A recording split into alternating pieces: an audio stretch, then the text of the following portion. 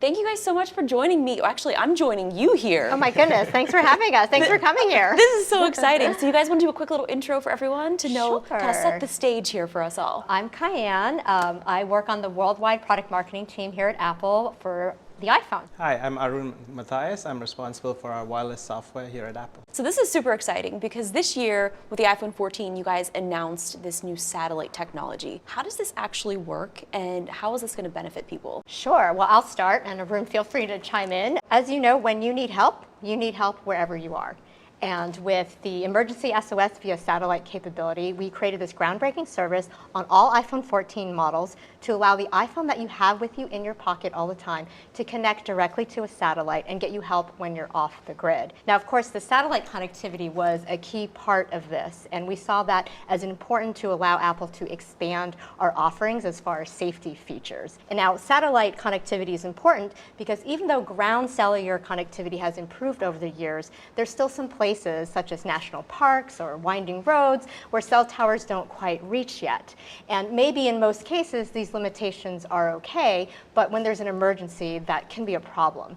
And so we worked to bring this capability to the iPhone 14 models that you have with you all the time. And we're really excited because it's coming really soon. It's coming November 15th to the US and Canada. And in fact, we're going to be rolling out to 4 new regions next month with the UK, Ireland, France, and Germany. So we're really excited. It's going to be included for 2 years free, starting with the activation of your iPhone 14. And we can't wait for people to be able to use it. I think this is incredible because my sister and I, we used to hike so much and we would go off the grid into these places and it was really scary. So then I ended up going and getting a satellite phone and it's this big chunky device and then I would forget to pay the bill for it. Then I was like, wait a minute, this isn't actually working when I need it. And just to know that something that I do have with me always is something that could potentially save your life. So now when you're actually using this, so what does that kind of look like? So say my sister are out and I either fall or we realize that we're lost and we need help. So how does that all work? Yeah, so our aim is to make this as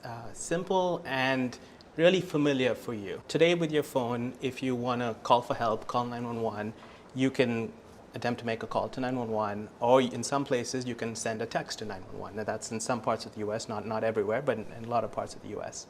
And so our goal with the experience was to really make it so that if you went to make that phone call to 911, your iPhone will try its best to make that phone call. It'll try and get on any available carrier. If it cannot find any carrier because you're out in the middle of nowhere, it will now give you an option to be able to use the satellite to send an emergency SOS via the satellite. From a user perspective, it's right there. The option shows up when you need it. And once you hit on that button, it'll kick you into the experience. So the phone obviously knows when you don't have connection. So you're saying if I actually needed help, I call 911, it'll automatically connect me to satellites? Yeah, so when you call 911, it will realize that it's not able to actually make a phone call. Mm-hmm. So it'll give you an option on the screen now to actually text message with 911 via the satellite. And something I thought that was so cool that you guys were doing is there's this compression algorithm so that you're making the file size really small so that it's actually able to reach the satellites. Because I think that's a misconception that a lot of people don't understand. Like, you're communicating with satellites very far in the sky that you really cannot see. So how does that all work? Yeah, that's a great point. That as you mentioned, the satellites are moving really fast. It's like 15,000 miles per hour, 800 miles above Earth. We're creating this interface that Arun described that really allows you to get connected really easily. And Arun can speak to the short text compression algorithm, but one of the things even ahead of that is we created this questionnaire that surfaces the most common questions during a real emergency so that you can very quickly tap and select those answers, and we compress that and send that up much more efficiently than having to do all of that through back and forth texting. The amount of data that we can send is fairly minimal because it needs to get up to 800 miles above. And so we built this questionnaire so we can really reduce the amount of data that needs to be sent. And this text compression algorithm, by identifying that a user is actually communicating with 911 for the purpose of trying to get help, we trained an algorithm where we basically trained the algorithm using words that the user naturally would use with 911. When you think about satellites, you kind of think about like a satellite hanging off the side of your roof or something like that. Like, I think that's what a lot of people's kind of misconception of what a satellite really is. In the demos, I was like, so you have to like move around and find the satellites? So how does that all work? So as kind of stepping back, as you mentioned at the start, a satellite device today has a huge antenna, often protruding out of it, right? And of course, that wouldn't work for iPhone. So we had to design something that would work within the constraints of iPhone, support all the different capabilities that iPhone already supports. So its communication with the satellite is built in a way that we identify how a user can kind of orient towards the satellite, but they hold it in a very natural way. It's not like they need to be reaching this thing towards the sky. You don't actually have to stand like this. Our goal with the experience is to give you very clear guidance in the moment. And so with both visual and haptic feedback, it lets you know you may need to turn a little bit, and then you're holding it in this natural way. It'll show you when you're connected. And once you're connected, it's in a very familiar messaging thread. So once you fill out that questionnaire, it puts you in a familiar messaging thread, just like you're sending text messages back and forth. And so you have these relay centers all set up. Now, what was that process like, kind of setting up these centers to kind of intercept this new way of communicating for emergencies? So first of all, a lot of emergency service providers don't accept text messages off the bat. Some of them do, in which cases, when you're texting, you'll communicate directly with those emergency service providers. But for the many that don't, we had to set up these relay centers and build out this ground infrastructure so that we had highly trained specialists there who basically take your text message in and they place a phone call to emergency services on your behalf, and they will relay your conversation back and forth in a very efficient manner. And then to the user, it's the same experience either way. What's happening in the back end is what's different, but we're going to get you that help and connect you with the emergency services providers. And working with also the new Apple Watch, which I am obsessed with, how is this all working with like crash detect, fall detect? Because what if I'm in a car accident and you don't have cell reception? So how does that is that sort of the same sort of technique? Yeah, so once the phone or the watch detects that you've been in a crash, it would, again, try and call 911. If it's unable to call 911, it will then now use this capability to try and get the message out via the satellite. In that situation, the phone actually probably does not have a clear view of the sky and might be between the seats or in the trunk. So we keep the data extremely small in that situation, and we have a really good confidence that we'll still be able to get that message out and get you help. Something else that my friends and my family, we all use is Find My. So I have Find My on for like all of my friends, especially for my mom, because she doesn't even have to ask where I am.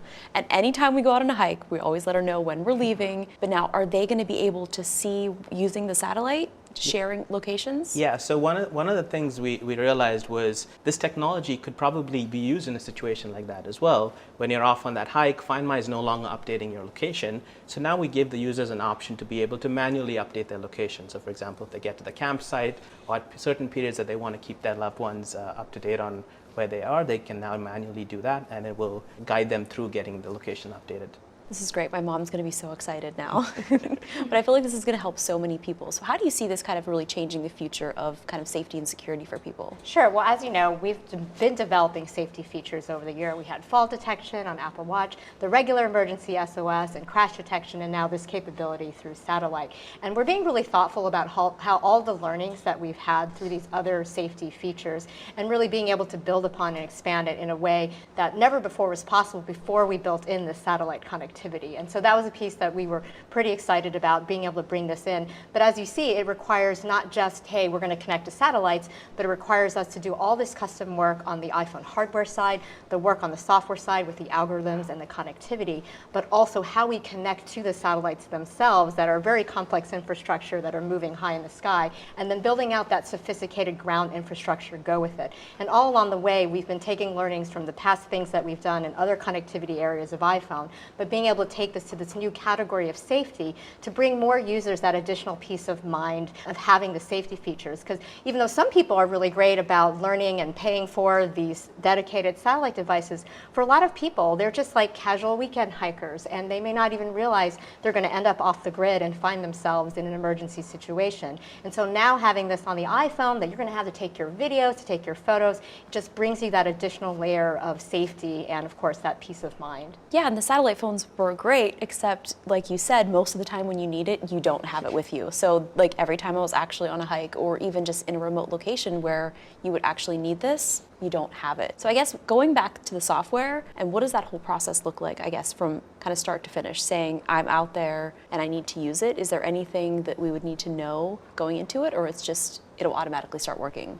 I was going to just remind people they should update their medical ID, because that's also something we send up in addition to the questionnaire, which can include critical information like your age, if you have any allergies or any medication, if you choose to fill that out. And so that's also a very quick way to get that up there. So that's something you can do ahead of time so that when you're in an emergency, all that works effectively. So now, does this alert my medical people that I have kind of listed, like my emergency contacts, and then also go to the relay centers as well? If you do have your emergency contacts set up, you do have the option to choose to notify your emergency contacts during that questionnaire that you send up to the emergency service providers. And so what will happen is if they're on iOS 16.1 or later, they will actually get an alert that says, hey, that someone they know has had an emergency event and using emergency SOS via satellite, and would you like to see the transcript? And then they'll be able to see a live transcript of your conversation two-way with that emergency service provider or relay center, including your location and the nature of your emergency. So does this pop up like a separate app, or is it basically just in iMessage? So like I would be texting a friend, but now I'm texting for help. Yeah, just an iMessage, just like you would text a friend. You have a message thread with 911, and then your emergency contacts will actually be able to see that live transcript that Kyan mentioned. And that we built the live transcript because your emergency contact can't really contact you at that point, right? You're not available to receive a phone call or send a message to them. So this keeps them informed on what's happening. Is there a way to let the emergency responders know once someone has arrived? Like, how does that all work when kind of the situation goes down and then you're okay? Well, you can see the transcript. So you would be able to see, for example, if they said, okay, help is on the way. So you'd be able to follow alongside the same time as the emergency. Yeah, and in many cases, you'll actually continue that emergency session until the actual responder shows up there, right? And so they'd see that all the way through to that. So now, obviously, these satellites have been up there for a really long time. So what was it like kind of, I don't know, I guess wrangling the satellites, figuring out how this all is going to work? Well, certainly. I mean, there's a sophisticated network of satellites that are already in orbit. They have regulatory approval. They've been built with redundancy and capacity. And so it's a really reliable infrastructure that we had. And so we did an additional level of technical work, both on the satellite side as well as on device side, and how we connected. But it's already a really great, robust solution that allows us to bring this capability to so many people, pretty much on November 15th when it starts going live. One of the other things that we considered was, we looked at a band when we picked the technology. We picked a single band that allowed it to work in many places around the world, so that even if you are traveling, let's say, to another location where we eventually enable this or vice versa, you'll be able to have access to the same emergency services capability via satellite. Yeah, and so it was really important to us to actually use a satellite constellation that was actually fully mature and built out. And so as you identified, the challenge became, how do we make the iPhone actually be able to interact with this thing that's already launched and up there and been up there for a long time and is mature. And so we had to make the necessary hardware modifications to allow us to optimize that communication back and forth, and then build an entirely new communication stack that included a whole new waveform and all the layers above, a custom link layer, custom networking layer. And so really, really very, very much custom for this purpose, and be able to put the system together. It's really wild just kind of picturing all of this and even getting a demo of it. So like, how does my phone know that it's pointing to a satellite? Like, that's just, it's so wild. Like, I can't really wrap my mind around it. Yeah, and so given that these satellites are orbiting, we actually have information on the phone for it to be able to know what satellites it should be expecting to see at that point in time. And then also it's going to see multiple of them. It's going to know that there are multiple of them, being able to identify which one's the best one. And as it's guiding the user to possibly turn a little bit, it might identify that another one might be the better one or have a better strength for it to be able to connect. So it'll guide the user in a very simple way. So the user doesn't really need to know any of this.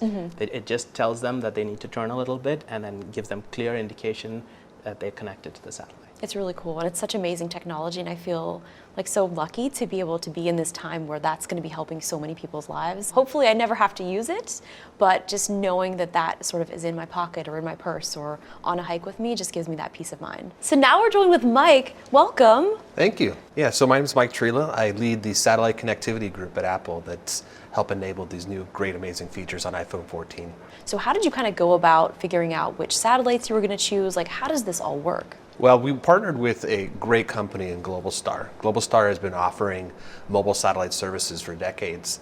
And we utilize their satellites because they have some really unique characteristics. One of them being they have a single global frequency that is approved for use for satellites to communicate to mobile devices like iPhone 14. So regulatory approval for these satellites has been key in sort of implementing and being able to launch this service this fall. And I think the cool thing is obviously, when you're using Apple products, like they just work. If you're out and you need this, you want it to work. So choosing the satellite partner, I think was, obviously a key component to that. For you, I mean, working from hardware to software to these satellites up in the sky, like what was the most challenging part of all of that? Well, really, these satellites were not designed to operate with iPhones.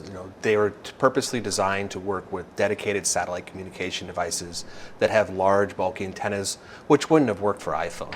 So we really needed to develop new technology, optimize the iPhone, optimize the satellites to really make this link possible.